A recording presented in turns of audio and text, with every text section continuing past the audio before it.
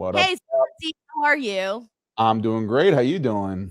I'm doing okay. I'm very tired today. I got to be honest with you. Today is one of those days where I am exhausted, and SmackDown did not boost my spirits up today, Santi. No? I mean, it wasn't like a bad show, but I didn't think it was a show that let's just say I could have skipped it, taken a nap, and all would have been. Sure.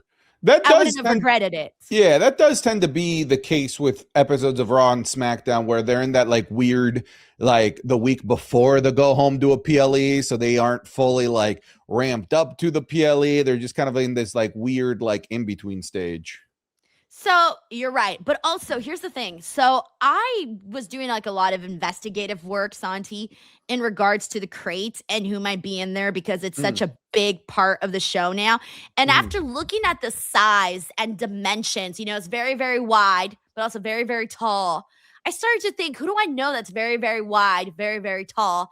Santi, are you in that crate? Okay, did your chat put you up to this? Because my chat's been accusing me of being in this fucking crate for the past 2 hours. They've literally been harassing me that they believe that I'm in this fucking crate. I might subscribe to the theory. You have the perfect dimensions for I the crate. I am a very cratey guy, so maybe I can see it, but I promise I am not in the crate. This is not a studio within the crate. This is not a green screen. I am not in the crate. I don't know, Santi. This is a conspiracy theory that I'm actually signing on for. I I believe don't it. I just can't believe that you have come to the same conclusion as my chat somehow. It's like you guys are a hive mind. I don't know. I'm just saying. You got the nice logo. You got the nice tan colors in the background. That matches what could be the interior decorating of the crate. Yeah, people were calling me Mr. Crady's app. I don't like it. Oh man. Hey, I need to know, what was the reaction for the video for Valentine's? Oh, she loved it. Yeah. Oh yeah, she sent it to like all of her friends. She's like, "Oh, you got to see this weird shit that my fiance did." And I was like, "Yeah, that's exactly what the reaction I wanted." I love that. All right, well, let's go ahead and get into SmackDown now that we got the conspiracy theories out of the way. Let's see what we got here. So, what'd you think of the show, Santi? Let's just start there. I gave you my thoughts on the Yeah, show. I thought it was fine. Like there's stuff to like. I think for me, there's the highlight is not what happened in the main event or the opener. For me, was like the shock of Kiana James winning. Right. That was like a real awesome, pleasant surprise that I'm sure we'll talk deeper about.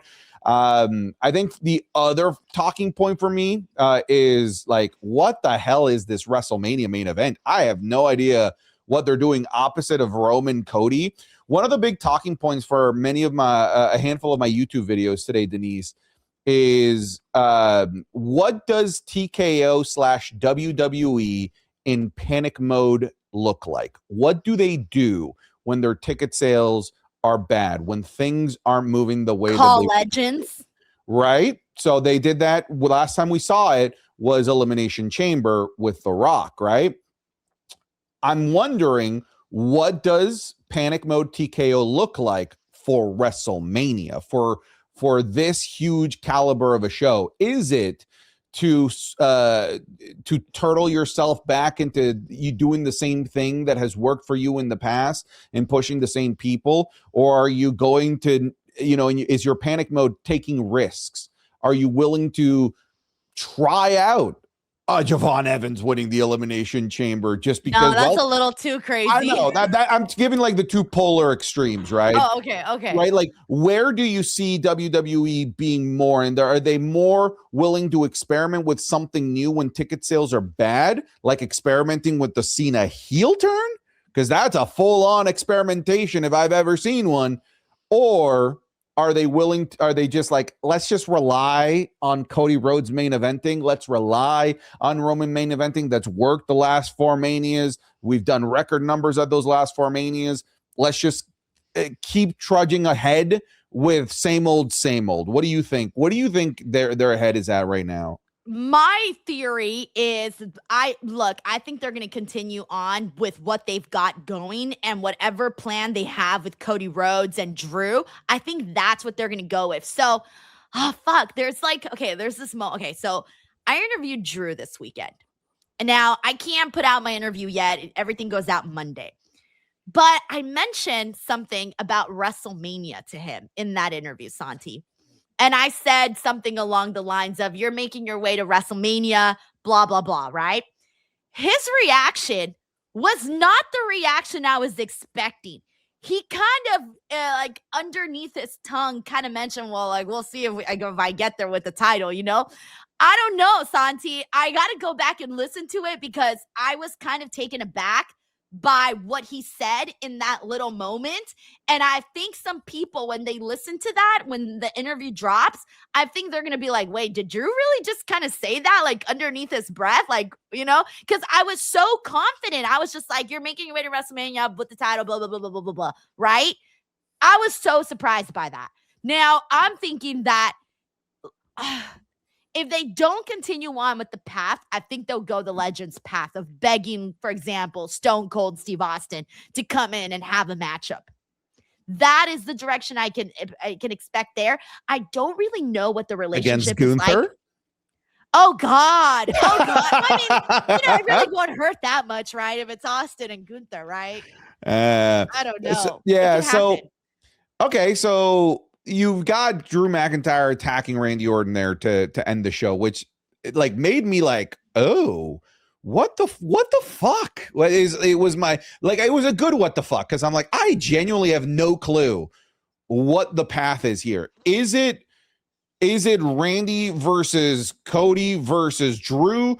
Are they gonna find a way to have Randy win Elimination Chamber and then Drew loses the title to Cody, doesn't even make it to Mania, and they run Cody versus Randy?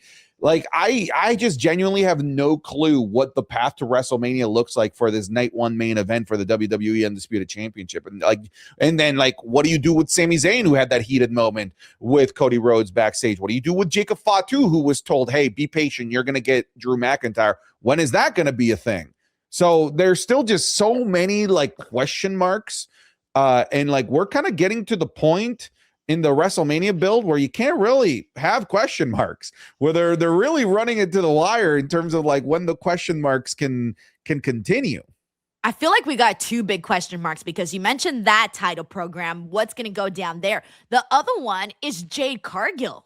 Yeah. Suddenly, we're here being remember your idea last week of Charlotte? Apparently, that's out the window because Charlotte didn't qualify for the Elimination Chamber. And now, Denise, I was certain Charlotte was going to win that match. Legitimately certain. No, I was too. I was very surprised with Kiana. But what I'm more surprised about is that WWE recognized that the fans actually care about Kiana James and that they actually rode the wave of momentum that she's finally getting, because this took a long time. I was doubting her, Santi. I didn't think she was going to make it on the main roster. I really didn't. And from the Royal Rumble to now, which is a very short time period, suddenly it's like she's become this rock star on the show. And I'm so happy for her because the way she seamlessly just lifted up Nia Jax, and I thought, I know she's jacked, I know she's strong, but seeing it in action is an entirely different thing. I love that triple threat match, by the way, with her and Charlotte and Nia. The only thing that was unfortunate was that hiccup spot after the Spanish Fly, where the referee, that was totally a 3 count, dude. Totally a 3 count, but they were like, no, it's 2, whatever. Match continues on. And Kiana winning was definitely a massive surprise there. Yeah, that would have been a huge screw up if the ref counted the 3 there, though. if they pinned Kiana and Charlotte had a 1, that would have been we would have never known, right? But it would have been some insane pandemonium that I would have loved to see play out on WWE Unreal, with Kiana James getting the LA Knight reaming out from Triple H. That was your moment. You screwed up your moment. Santi, what would you do if Triple H was telling you that? Santi, you had one shot. You had one shot, Santi. That would crush me if Triple H I would pay money to see that, Santi. You getting scolded at by Triple H. I would give my whole bank account for that. No, oh, okay. Well, what the hell was I talking about? All right, so Kiana's in it. Oh, yeah, that was my question I was gonna have for you. Was we were talking about like having different philosophies when it comes to that, when it comes to like whether or not the referee should count the three. When there's a hiccup, as a viewer, I hate seeing the 3 count happen and then we have to act like it didn't happen because that's not the intended finish. But on the other hand, on the other side of things, it's like you have to go with what you planned, or else it changes your storytelling that you're trying to tell for, however long. Given, like, for example, what we saw between Blake Monroe and Thea Hale, where she wasn't supposed to win the title, and then it ended up changing everything. Which philosophy do you subscribe to? You treat it like a shoot, you treat it as it is, or you keep with the plan? I'm always of the philosophy of count to 3. Because you can always go back to the plan. They just and NXT, they could have just put the title right back on Blake Monroe, right? Like, that was unfair. I want a match, rematch, boom, put the title back on Blake Monroe. Basically, what I'm saying is you can always just pivot right back and go back to your plan. But and that protects the illusion, the magic of wrestling. Like, hey, it was a 3 count, but what I hate is, like, I think it's the worst and it happened with Damian Priest and Seth Rollins a few years ago, if you remember that, where like it was clearly a 3 count and the ref just like chose to not count it. And it's just like, oh, now I've lost the illusion, the magic of what this is all about. I think counting the 3 is the correct call. And if you really want to fix it, you can, right? You can just be like, rematch right now. Okay. All right. Now do the correct result. Yeah, I feel that same way too. But then I've started to like wonder if that's like the right way to go. I don't know. But anyways, she's in it now. And here's my theory now. I'm looking at this pool of selections for the women for the Elimination Chamber. And I'm starting to think that it will be Tiffany Stratton versus Jade Cargill. Oh, that's boring to you, Santi? Damn. It was boring every time. This would be the 80th time. I'm still okay with it. I don't hate the idea. I just feel like I feel like they're gonna do something with the women's tag teams. That's why. And if Rhea is gonna be in it, chances are Io is gonna be in it too, and she's most likely qualified. Really? After what happened to Charlotte? Sure. I mean, that's what I said. I was like, okay, after what happened to Charlotte, who I also thought was for sure going to be in it. Why? Well, because it's Charlotte and her partner was already in it. I don't know about Io. On top of that, you have the Irresistible Forces, I think is their new tag team name. They could maybe get involved and cost Io the match now because they have beef going on here. So I don't think it's a foregone conclusion that Io's qualifying now. Okay, fine. Regardless of whether or not she's in it, Santi, the other option is Rhea Ripley. Rhea Ripley versus Jade Cargill. And when Jade Cargill mentioned it, by the way, did you notice her reaction to that?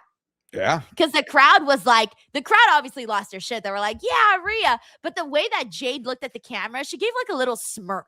And I thought she didn't give that smirk for everybody else. So either that smirk was more than it was intended to be. I don't know.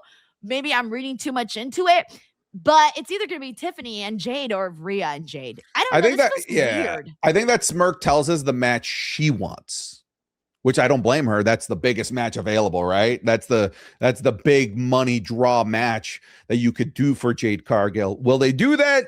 I don't know. Who the hell knows? Maybe. I know that we've got some, maybe Io Sky and Julia could maybe have a program that could be a Mania thing for Io, and then Rhea goes after the other world championship, and then now you have tag champions holding singles championship. Maybe they do double duty. I don't know. We've seen double duty before at WrestleMania. We saw it 2 years ago at WrestleMania 40 with the 3 biggest men's stars pulling double duty in Cody Rhodes, Seth Rollins, and Roman Reigns. So it's not impossible that you could still do a tag team match involving Rhea Ripley and Io Sky and also do Rhea Ripley versus Jade Cargill. That's not impossible either.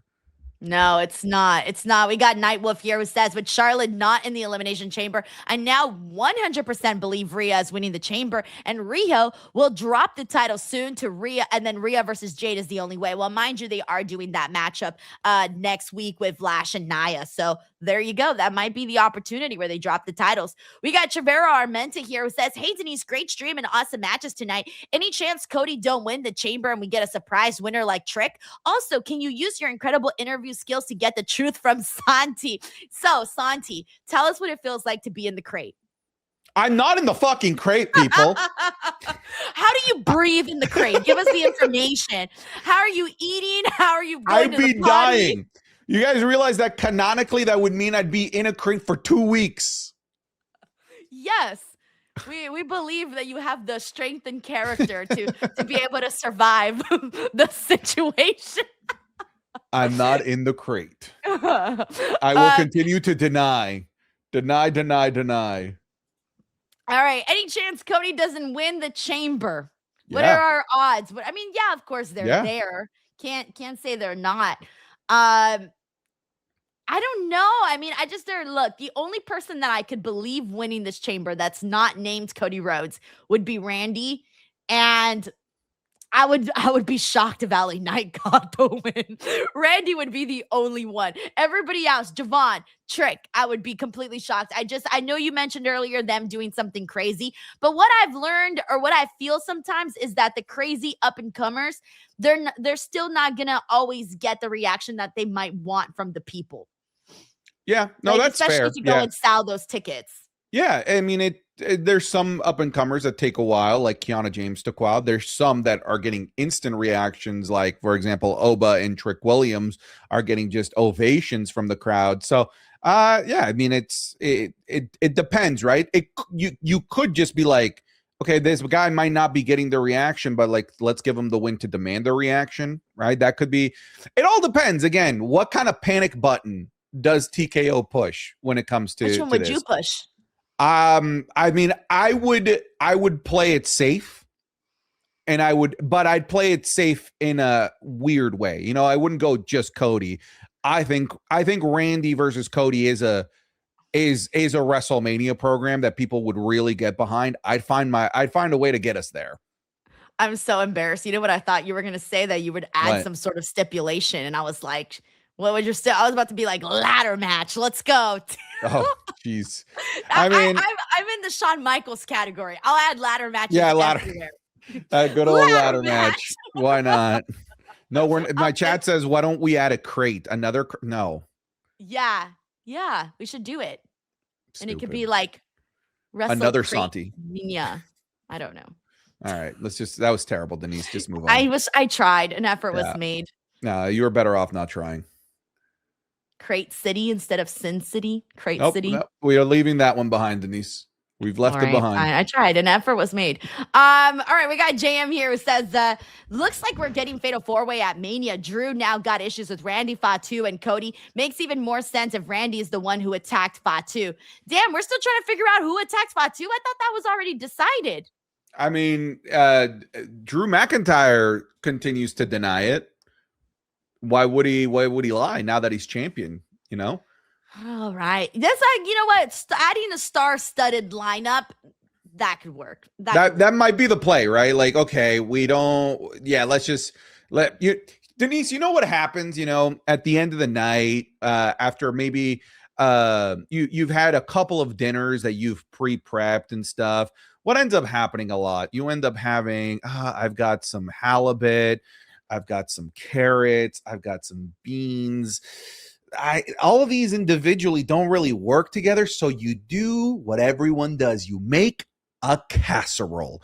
Maybe you just make a casserole here. I do not relate to this example whatsoever. No? What do you eat in your house, Santi? You make a casserole at the end of the week. I thought you were going to say I'd throw it all out and I'd buy a bag of chips or something. No, that would just be like, we're just going to bring back The Rock. No, you got to use what you have. You're telling me if you got, what did you say? Your carrots, your beans, and whatever else shit you named. Yeah. I would have been like, I can't make nothing with this. I'm going to go get my phone. No, I get my phone and I order myself some freaking chicken nuggets. That's what I do. Well, that's the thing. You got to use what you have. You can't be wasteful. So TKO is going to make a delicious casserole, a succulent casserole. Or maybe they bring Stone Cold Steve Austin and they're like, hey, man. Then they, I don't know. They bring in The Rock and they're like, let's screw it. We're doing Rock versus Austin. Yo. All right. Thank you, JM. We got Chavera Armenta here who says, said his mom made him see telenovelas and why he knows so much about them. But we know he was the one that begged to see them. LOL. Heard on the Great Wrestling is Cool podcast, hosted by the great Sancho. Oh, this is wrong. This is all wrong. You want to know how this is wrong? Because it's supposed to be, that's why he knows so much about them, but we know the one that begged him to see them. LOL, heard on the Great Wrestling is Cool podcast, hosted by the great Sancho. You proud of that? Yeah, very proud. Yeah, you proud of that? Yeah, we talked about like telenovelas. I said, okay, what I want next, because it's a common telenovela trope, right? So you had Liv Morgan run out crying. Right? Because then one of the things that I said was, okay, like now what you got to do is now you got to have the tragic backstory of Liv Morgan. She tells her tragic backstory of how much she struggled in WWE for the 10 years. And people are like, well, that's a babyface thing. No. You do it at the top of a cliff. You do it with wind on her hair, with Dominic at her hip, as she's telling her struggles in WWE for the past 10 years, and you learn what made her eventually go crazy. That's what they do in telenovelas. They always have the one episode that tries to make you understand and maybe even sympathize with the villain, but you always continue to root against the villain. Now we need that for Liv Morgan. We need her sympathetic moment. I rooted for the villain in Ruby. Did you ever watch Ruby? Of course I watch Ruby. Yeah. Okay. I was rooting for her.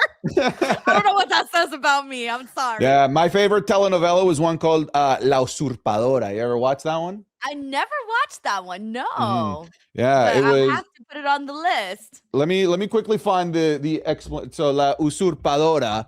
La Usurpadora was a 1998 Mexican television drama series.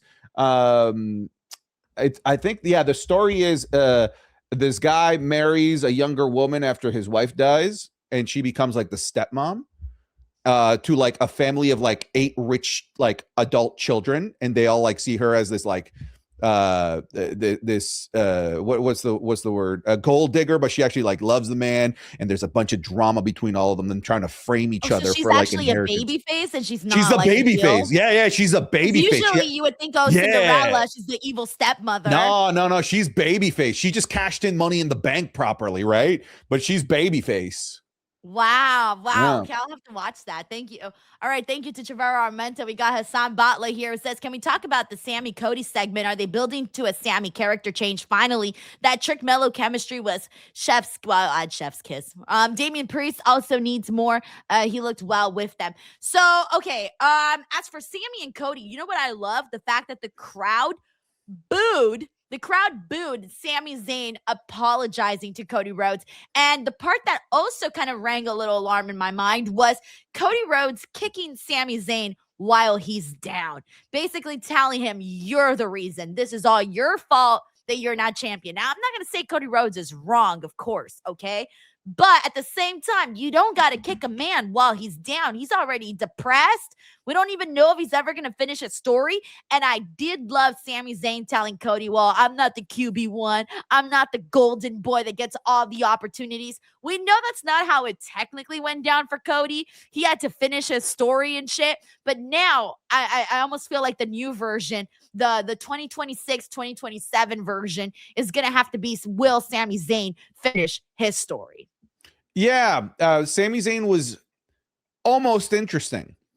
He was interesting for like a minute when he was actually like jabbing back and forth with Cody Rhodes. I was like, ooh, yeah, I like this. And I like Cody gaslighting himself into believing that he was the good guy in that. Like, hey, I just took the opportunity. No, Cody, you fucking took advantage of Sami. You definitely took advantage. Also, Sami, you're an idiot for helping Cody Rhodes. You should have taken advantage of it. But I love the back and forth. I love how angry Sami was. It made me want the program between those two, a la Kevin Owens and Cody Rhodes in the future. And then he reverted back to insufferable Sami Zayn, where it's just like, I can do no wrong. I'm the ultimate good guy. Like, dude, he's got a good moral compass. He fucked him over. You should be allowed to be angry. He was justifiably right in that situation. and they had him be interesting for a minute, and then, hey, sorry. And then that's why everybody booed it, because nobody wants to see that Sami anymore. I agree. I want Sami Zayn to have a backbone. Okay. I really, really do. But I just try to see it as a way of maybe, you know what? Maybe this is all mind games. Maybe he's got a secret plan. Maybe him telling Cody that he was sorry doesn't really actually mean it. And one day he's going to like stab him in the back or something. Could happen. I mean, never know. It could. I mean, it could be the catalyst for a heel turn. We know that a lot of people love turning heel on Cody. But also the fact that Cody allowed him to apologize when Cody was in the wrong too kind of says a lot about Cody. Cody did not apologize like, oh, you know what? I'm also sorry, right? They didn't have the like, hey, bros argued. They both apologized. No, Cody just allowed Sami to cuck himself and just like, yeah, apologize to me. It's pretty messed up.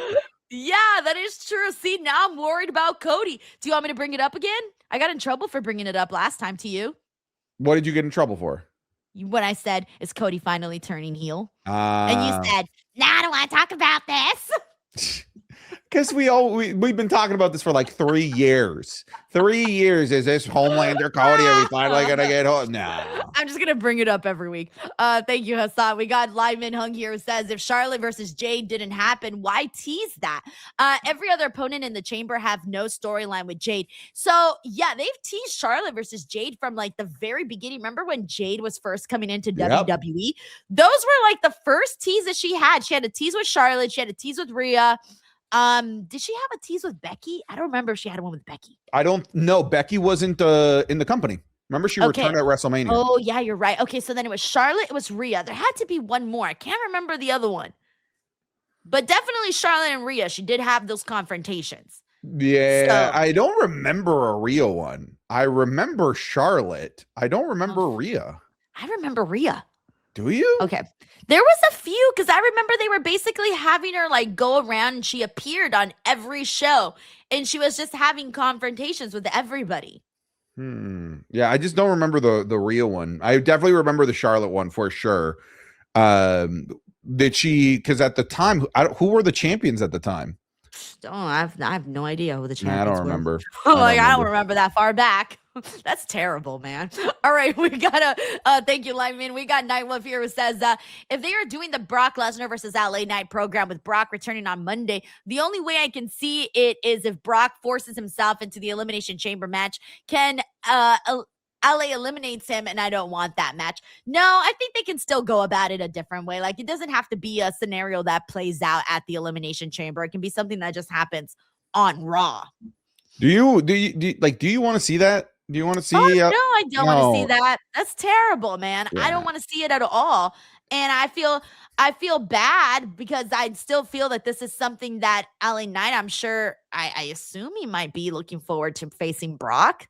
I mean, it's a big match for LA Knight. Yeah. Like he's just gonna get killed. They're not gonna book him to win. I doubt he'll even look strong. I think he's just gonna get eaten alive. Yeah, exactly. We got Luis A. Mendes here. Thank you so much for being here now for 24 months. He's got W. Karams here who says, a prediction I've had to the Legends topic is that they have Stone Cold ref the SmackDown title match. Feels like it's exactly what TKO would do to get some more buzz. Oh, I usually hate that type of stuff when they add a special guest referee. I'm not a fan of that, and I feel like it kind of takes away sometimes from the actual main event matchup. I'd much rather, if Stone Cold can have a match, I'd much rather have him have a match. Yeah, I agree. If you're gonna do the thing for, like, if you're gonna bring Stone Cold back for something of substance, yeah, just have him get retired by Gunther again. We got Nothing Happens 96 here. It says, I no longer care about Drew or the title. Cody versus Sami blood feud is the main event feud this year, with or without the title. It's like KO versus Cody part 2. Damn, why is everybody being mean to Drew? He just got this title. I feel like Drew's still cooking. You think Drew's cooking? I think Drew's great. I love the segment today with him. Great. God damn it. I hate that I'm also about to bring up a box. The fact that he had the day off and bought himself a luxury box for the opening segment was great. A luxury box, which Denise probably was like $7,000 with current ticket prices. Let's be honest. Probably even more. Who knows, man? Yeah. Damn. They didn't even bring them out. No wine, no cheese, no Nothing. nothing. What? Yeah, there was. That looked terrible. Yeah, you gotta do the works for those. Thank you. Nothing happened. We got W. Karam here who says, Trick is such a superstar already on the main roster. Fun prediction. I got Trick in the final 2 of the chamber. I think the fans would be hot for that. Yo, it depends on who he's in there with, man. They got to be careful. Okay. Because, Trick, if he's in the final 2 and he's not designed to win it, I think the crowd will turn on whoever is the other person. What if it's Cody? Because people are already feeling Cody fatigue. If it's Cody and Trick in the final 2, in that Chicago crowd that loves to hate on top baby faces, they gotta be careful because I think they'll start rooting for Trick to win over Cody. The only person I don't think they'd root over him is Randy. Randy, yeah. That's it. Everybody, well, I mean, the other ones I don't think would be an option. I hate to say that, but like, it ain't going to be Javon and Trick Williams at the end, you know? But if let's say it's Javon and Cody at the end, Shay, you think the same thing would happen? Maybe. It's Chicago. You know how they are as a crowd. They can be pretty fickle to the top baby faces. They like to be a little bit counterculture. They might boo him out. They might boo Cody out of the building. But to me, it's like, okay, I get being that person, but you also have to know when the time is for that person. Like, if the time is not now for that specific wrestler, I ain't going to get behind it unless who's somebody where you do feel like, okay, Obafemi. If Obafemi was in that match and he was there with Cody and Obafemi in the final 2 of the Elimination Chamber, then I would totally agree with the crowd where they would be like, all right, like, let's root for him, let's see if this guy gets it. Or fuck, even if Braun Breaker was in there, I think there's a chance they would have cheered for Braun over Cody. Possible, yeah. I do think that they need to be strategic with the final 2. I think the final 2 is going to be Randy and Cody in some way, shape, or form. I think they're going to go with probably the obvious final 2 there, but it'd be pretty cool. It'd be a star-making moment for a Trick Williams. Like it was a star-making moment, for example, when Kofi Kingston had that amazing run at the Elimination Chamber that led to Kofi Mania. So like shit can happen at these chambers that can really change a narrative for an individual in the road to WrestleMania. Thank you, W. Karams. We got Jay and Gwen here says, give me Kit Wilson eating a stunner at Mania and prove how toxic Stone Cold Oh my really God. is. Yeah. Honestly, that's perfect. Like Stone Cold is toxic masculinity to the max. Yeah. Dude get the beer all over his pearls. That would be hilarious. Yeah, that's the play. That's the play. Okay. Santi, I have a little bit of a okay. You know what? I want to get your perspective on this because I was talking about Kit Wilson today with Obafemi, and I was thinking to myself, "Fuck, these poems are not funny. They're so lame. They don't make me laugh. And are they supposed to make you laugh, or are they supposed to be lame?" I think they're supposed. Yeah, I think they're corny, lame on purpose. Yes, I think they're meant to be make you laugh. I think it's supposed to be cringe humor where it's funny because it's bad. It's funny because he's funny to me even as it's bad though. I think part of the humor is that this guy is giving this basically love poem to this monster that's about to eat him alive. I think that's part of the humor. But yeah, I don't think that it like that. Well, how do you see it then? You just see it as like bad jokes? I see it as, well, first of all, the poems are bad jokes. I feel like they're supposed to be ha ha ha funny, and then they're not really like hitting hard. But then but it's a poem. What poems aren't jokes? No, but they're supposed to, because in the end, there's always that like part at the end when you get to the end of it, and you're like, ha, like the big ta-da moment, like it led to that. I would hate to write a poem for you. Like, let's say, like I wanted to write like a from the heart poem, to express my gratitude to you, to really tell you about how I feel about our relationship as co-hosts. If it sucked, I would be mad. If only for you to at the end be like, fucker, what's the punchline? Why am I not laughing? What's the joke here? Huh? No, but that's the way it's like formatted. They even make a big giant pause, like, oh, you see where this ended? It's a haiku. It's a haiku. It's supposed to be funny. I don't think it's funny. I don't think it's a poem. I don't think the poem is meant to be funny. Isn't the character supposed to be funny? the character is supposed to be a joke. Right. So then if your character is a joke and you're doing poems as a bit, so shouldn't they be funny? I think you're just being toxic right now. You just clearly don't like the art. One. I don't think you like the art of poetry, clearly. I think you're just being toxic. Whatever, okay? I was saying, though, that I do want my fantasy of this is that I want Kit Wilson to get beaten up by the women's locker room because he's the one who's toxic. And I want the women to, I want him to be those like obnoxious guys that are like giving backhanded compliments to the women and acting like he's best friends with them. But in reality, he's being a jerk and he's being everything he claims that he's not. He's being everything he claims he's against, and then have all the women beat his ass. Well, I like somebody in my chat a few weeks ago this was before the Rumble, that he wanted Kit Wilson in the women's Rumble because Kit found the men in the Rumble too toxic and wanted to be with the women instead. See? That would be great. I would like something like that. And then they kick his ass. Yeah, but like the fact that you hate his poetry is just telling. I do. I hate his how is it telling that I hate his poetry? It's giving. It's giving what? This is giving. It's giving toxicity. This is giving. Oh, okay. I don't know, but look, all I'm gonna say is this: if you're gonna write a fucking poem, make it good, okay? I'm sorry. I feel like if we all unanimously got together right now, you, me, and everybody watching this show, we can all come up with a poem that was far more entertaining and hilarious to do on this show. But they're not supposed to be hilarious. These aren't jokes. This isn't Kill Tony. It's a poem. I don't get the poem should be funny. Why? It's supposed to express emotion. It's not a joke.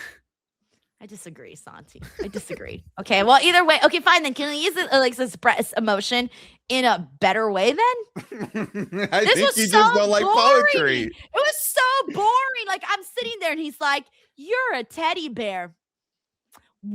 What am I supposed to react to that? Oh my God, he calls Obafemi a teddy bear. I can't believe it. What do you get out of that? Well, you get that like Oba's clearly not a teddy bear and that Oba's about to eat him alive. Denise, I think you just don't understand the art here. I think that you just don't have the culture for it. I just don't think that you have the taste for good old fashioned poetic rhymes. You know what? I'm gonna write a fucking poem. I'm gonna put it together and watch. It's gonna be better than anything you've ever heard. Sounds good. All right. You know, honestly, some of the best poetry is written in spite. It's written in anger. Yeah, I know. And I'm gonna come out here. I'm gonna be like, where the fuck? Like, even just the beginning, right off the bat, 2 seconds of thinking. Kit has no wit, and this skit is the shits. I don't know. Does that rhyme? Denise, that's my poem. Everything. Yes, you can call me Shakespeare. Okay, I'm brilliant. Everything about that poem was horrendous. Everyone in this room. I had 2 seconds to think of something. Give me seconds to actually think on paper. Next week, come with a poem. Come with an Obafemi poem. Fine, I will come up with an Obafemi poem. All right, next Friday, folks. Don't let her forget. She's coming with an Obafemi either. All right, you got to write this. It's got to be from the heart. Wait, Denise, so stop like, trying to come up with some now. No, but what I'm saying is, what is the angle of my poem? Like, I have to be in love with Oba, or put yourself in Kit Wilson's shoes. Do what he was trying to do and write a better poem. What was he trying to do? He was trying to. It was an homage to Obafemi. So I'm supposed to be writing a poem about how great Obafemi is. Yes. All right, fine. I could write a poem about how great Obafemi is. All right, next week, next Friday. That's I'm jotting it down. I won't forget an Obafemi poem for next Friday's show. Let's go. I'm gonna come up with something great. All right, we got W Karams 54. My fucking fire is gonna be coming out of my pen. W Karams here says, genuine shock that Charlotte didn't win. Gotta think Rhea Jade, but they're put so much into a tag multi-women at Mania. Or Santi, like you've said recently, maybe Bianca's surgery wasn't last week. Dude, a lot of people has crossed their mind because we don't know. She could have just posted the pictures and the videos now, but they could have happened months ago. We don't know. And now that WWE is trying to swerve us with everything, they want to get one in on everybody. Yeah. How convenient. How convenient. Wow, everybody's expecting Bianca Belair to come back at Chamber. No, here's a photo of me having surgery. How fucking convenient. You smell that in the air? Unreal season 3. Unreal season 3. Oh my God. Thank you, W. Karabs. We got Bobby Means 383 who says, what if Bliss wins the Chamber? Could it happen? Alexa Bliss versus Jade. It kind of feels super random. Alexa Bliss has the star power, but it feels random. I don't know that would be the match that they would go with right now. You'd have to find a way to insert Charlotte in there to make it make sense, if you ask me, because there's been a bunch of those backstage stare downs with Jade Cargill and Charlexa. So like you could maybe make it make sense, and it could kind of tap into the obnoxious Nepo baby aspect of Charlotte that she always kind of gets her way, even though she doesn't qualify to Chamber, doesn't win Chamber. Her partner So Alexa then wins. Alexa gets everything she wants. Then she steals her moment, her shine. What do you mean? Like, okay, for example, she didn't win so Charlotte didn't win the Rumble. Yeah. Charlotte didn't make it into the Chamber, like what you're saying. Yeah. And Alexa's in the Chamber. She made it into the Chamber. What if she wins and she gets the match and suddenly she's like, well, now I got everything that you wanted and you don't have it. Yeah, and then Charlotte could be Charlotte and force her way into the match, right? Charlotte versus Alexa versus Jade. I could see that potentially working out. Thank you, Bobby Means. We got Nishi Forever here who says, I think a girl from Raw is going to face Jade. Unless it's Rhea. That's the only one, Nishi. Thank you, Nishi Forever. That I think, at least. We got Bob Ross Jr. Hey, Bob. He says, I like the idea that Charlotte pitched for Kiana to win the Elimination Chamber qualifier. Also, I feel like Alexa's odds of winning Elimination Chamber have increased now. That's interesting. I didn't feel that way. I'm still stuck on it either being Tiffany or Rhea. And then I don't know who's going to be the last entrant. Thank you, Bob. We got Pooley here who says, what if the box has Jericho countdown clock to WrestleMania? By the way, that could be a thing too. The learning tree. Maybe they make a wood crate, but it doesn't feel exciting though. Denise, if you were delivered a crate and you opened it and there's a countdown, I'm thinking it's a bomb. Yeah. I'm not thinking of Chris Jericho. No, I'm not thinking it's a bomb. Right. You know what I was thinking too? I was thinking about the bomb thing, and I started to think, why is why are they waiting till the date to actually open it? I would open it now because it could be a bomb, and then all of a sudden bioweapon in there. Right. You open it, and it's like, well, in 10 seconds, this shit's gonna erupt. Yeah. You had it sitting here for 2 weeks. Yeah. You don't. Yeah. You absolutely. You should be checking what's in there before bringing it into a building full of people. Exactly. Thank you, Pooley. But I do think that it would be a lame, let's say this, because I know a lot of people are throwing out the idea of Jericho in the crate, blah, blah, blah. I think it would be lame. I'm sorry. That's just such a hokey idea to bring back Jericho. The box is just stupid. The box in general is just dumb. What about a Danhausen? Yeah, I saw people saying that. Look, Danhausen has not been on TV for a very, very long time. I want Danhausen on TV. And if it means coming out of this damn box, then I'll take it. But also, I think it's kind of stupid to say that a human is inside the box. So I would say maybe because you're like, okay, well, how are they breathing? How are they eating? How are they doing all of this? But if you want to work on the magic wonders of Danhausen, then maybe that's a way that you can work around that. But if not, then it should be an object. Is Danhausen a big enough name to debut at a PLE? I don't think a lot of people know Danhausen. Yeah, Danhausen is a deep cut. Danhausen's a deep cut. Like you got to be like deep in the sauce of AEW, and even the casual AEW viewer at this point might not know Danhausen. It's been forever, dude, that he's been on TV. It's crazy. But I know a lot of people don't get Danhausen because I had a video that I posted of him and people were like, this dude, what is he talking about? They were taking everything he was saying seriously. And I'm like, oh, they don't know the gimmick. They don't know the character. They don't know what he's doing. So that's how I know a lot of people don't the mainstream fans, they don't know Danhausen. But he is such a quirky fella that if he did come out, it would pique some interest. And look at what they did with Chicago. Right. Look at what they did with Hobbs. People like they debuted him in the Rumble, and they didn't. Not everyone knew him. It's true. So I mean, it could happen. Who knows? I don't know. I just want to see Danhausen back on TV. I think he's been far off too long. We got Trevorrow Armenta here who says that the crate Denise with the crate punts. We are proud. You're welcome. You see, Santi, I give the people what they want. We got Jane Gwynn here who says, if I can't get Kit and Stone Cold, can I at least get Kit in a backstage segment with Dom? It'd be meeting of beloved heels. That'd be great. Yeah, but now I'm in love with the idea of Kit and Stone Cold. Yeah, it's hilarious. We got Polarizer 372 says, I've seen something online saying Bad Bunny may be in the talks for WrestleMania. I know you may not like it, Denise, but Bad Bunny and Logan Paul, the rumor is real. I don't want to see Bad Bunny versus Logan Paul. I'd rather see Bad Bunny versus somebody else. I'll tell you, I think this is not ideal, but it saves us from LA Knight versus Brock Lesnar. I think you could run Bad Bunny and LA Knight versus Logan Paul and Austin Theory. Or Bronson Reed. Not bad. Okay, that's not too bad. It's not too bad, right? That's not too bad. Yeah, I don't hate that.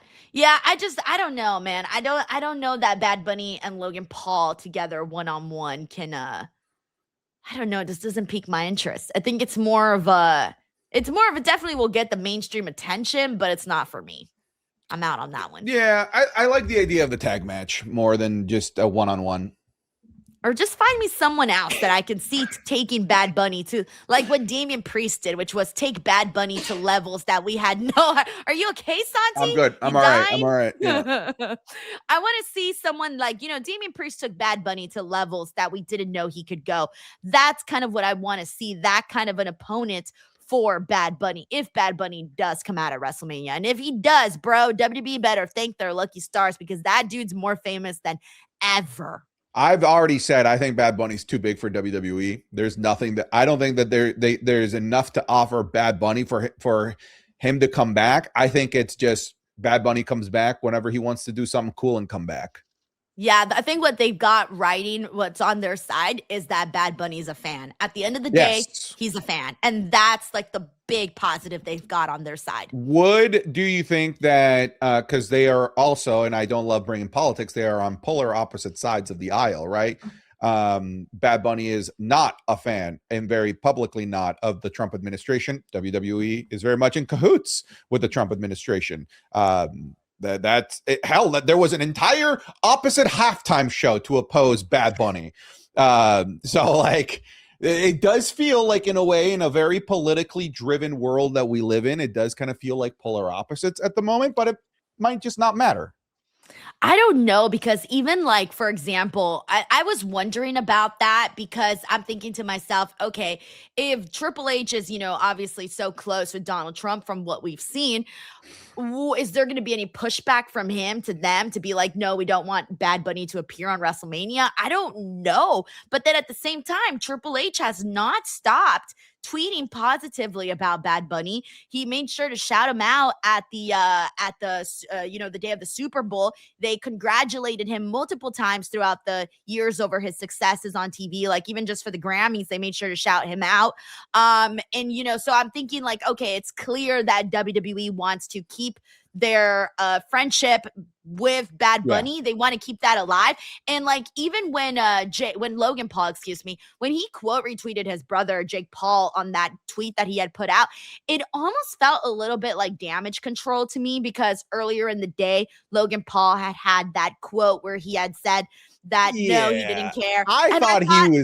I thought he was angling for a match with Bunny with that answer. I didn't. I guess it depends. I mean, it's hard to, we don't know who's going to be wrong or right on this one, but I think people saw it in different ways. But the way he quote retweeted him, it did feel a little bit like damage control, where they were trying to, even Jake Paul was trying to walk back what he said. He just wasn't walking it back properly. But also somebody in my chat, aside from people making crate puns like the United Crates of America, so stupid.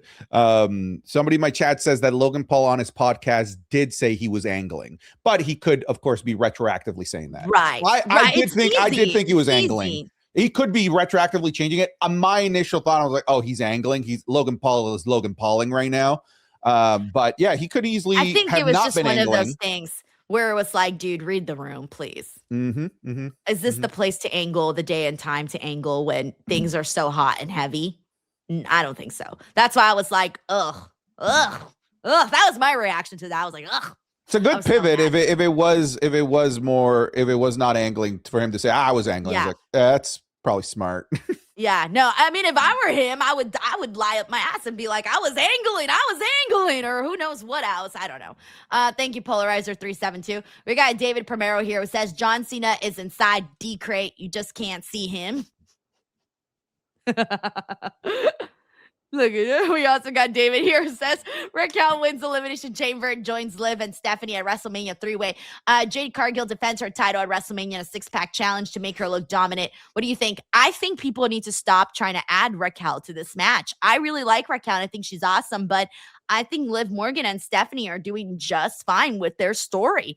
And I feel like people are like, for a long time, they were trying to say, oh, it should be Liv versus Raquel. And I'm like, no, don't doubt Stephanie. And I think that now with what we've seen the last couple of weeks, I think we got something really good there.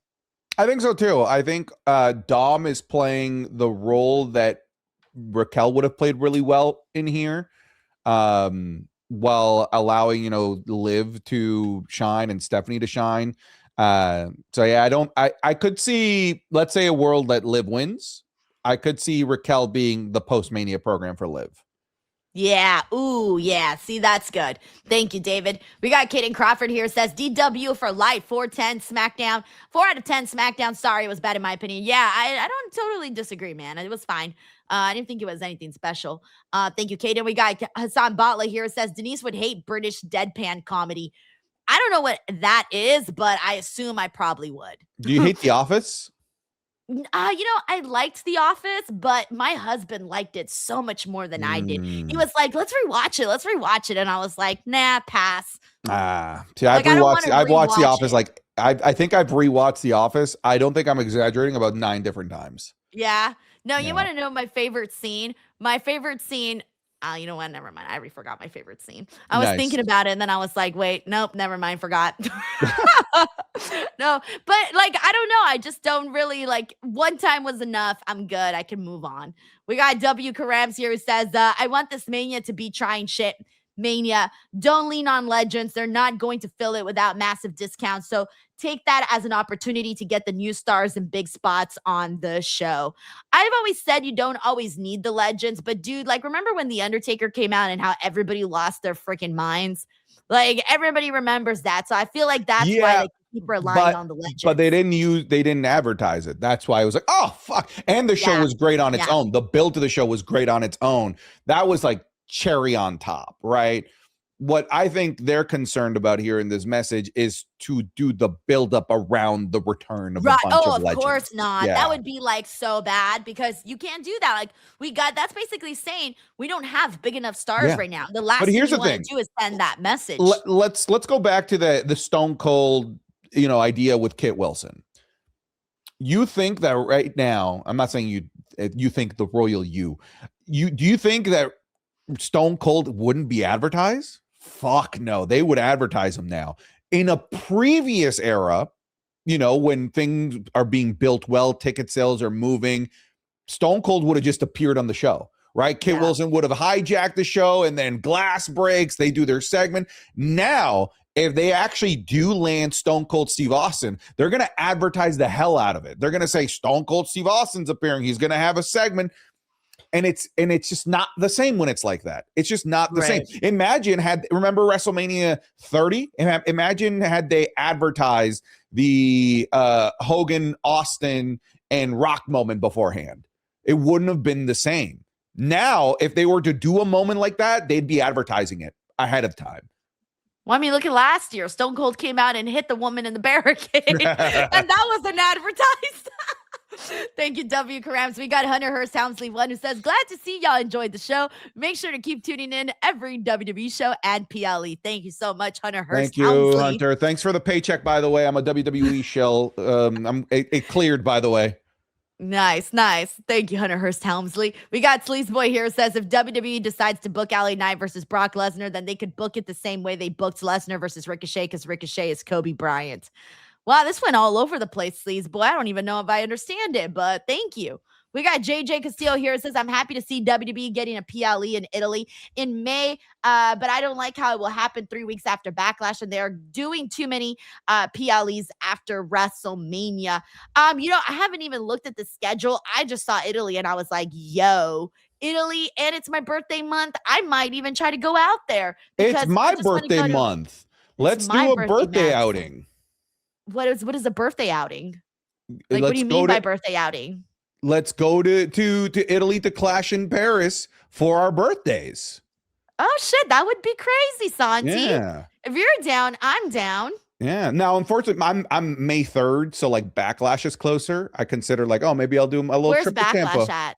Tampa. Oh, Tampa. You want to go Tampa over Italy? Obviously, I'd rather Santi, Italy. please. I'd rather Italy, obviously. All right, but if you go to Italy, can you buy me a pizza? You owe me a pizza.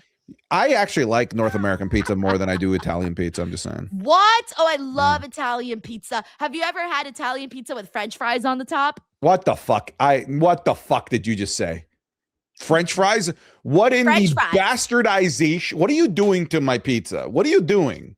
That is okay. You know what it is? You are so California. It's you and Sancho. Sancho, when I first met him, you know what that psycho said? He said he puts fingerling potatoes on his pizza. You're the second California person putting potatoes on pizza. What is wrong with you people? No, this is an Italian thing. They do it in Italy. I'm not kidding you. Santi, you don't believe me? Trust me. Go to Italy. They do it there. I know because that's how I discovered it. I got to an Italian restaurant and they were telling us that they do a pizza with French fries on top. They were messing with you. What? They were totally messing with you. They're like, hey, look at this stupid American. We're going to put French fries on her pizza.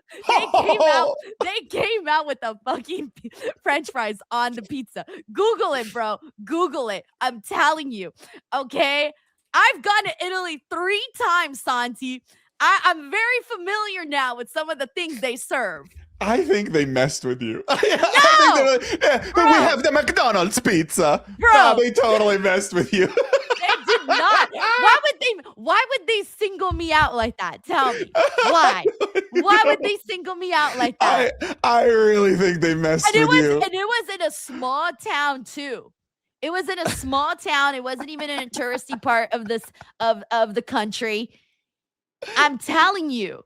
All right, okay. And I was there with other Italian people that lived there. I just love the idea of this restaurant and everyone being in on this joke and making you believe that French fries on pizza are normal.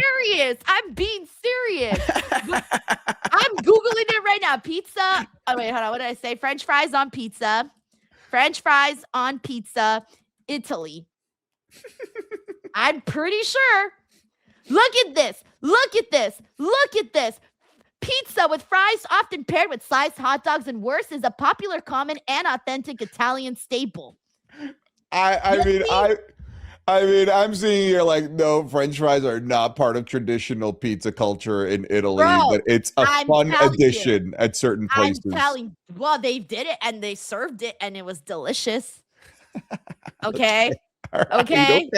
All right, sure. No, I'm mad because this is a real experience that I had, and you are telling me like if I just freaking went to Mars and had this.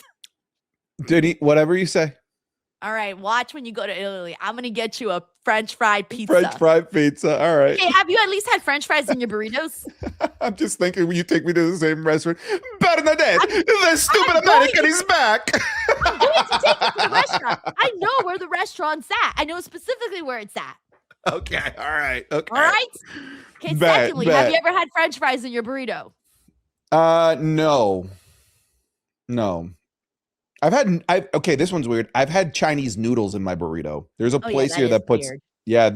There's a place here that does noodles are an option. Oh, that is weird. No, usually because they do California burritos, they put like French fries.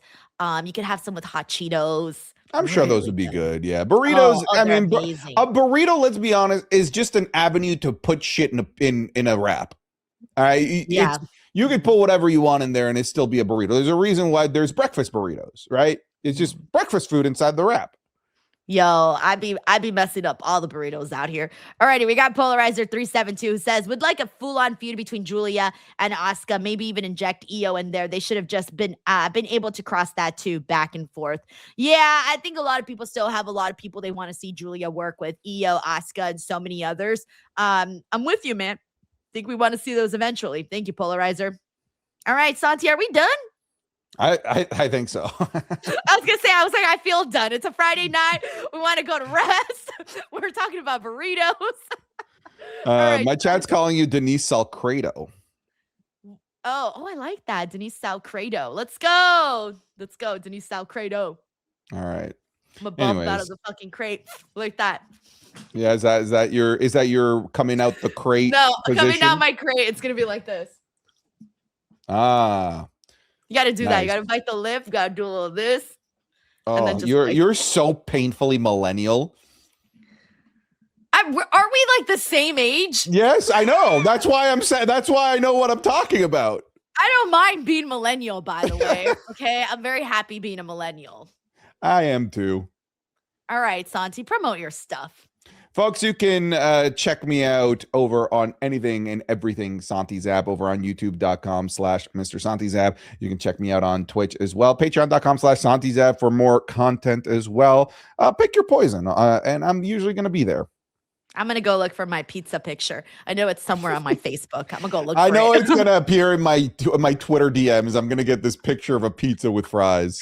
You are. I'm going to look for it. All right, guys. As for me, youtube.com/Denise Salcedo. Monday, 8 a.m. Be here because I am going to post like 50,000 interviews. For those, that's when the time has come for me to be able to post them. So Monday, 8 a.m. youtube.com/Denise Salcedo, and then all the social medias, Denise Salcedo @_Denise Salcedo. Alrighty, everyone. Thank you so much. Have a wonderful weekend. Bye, all.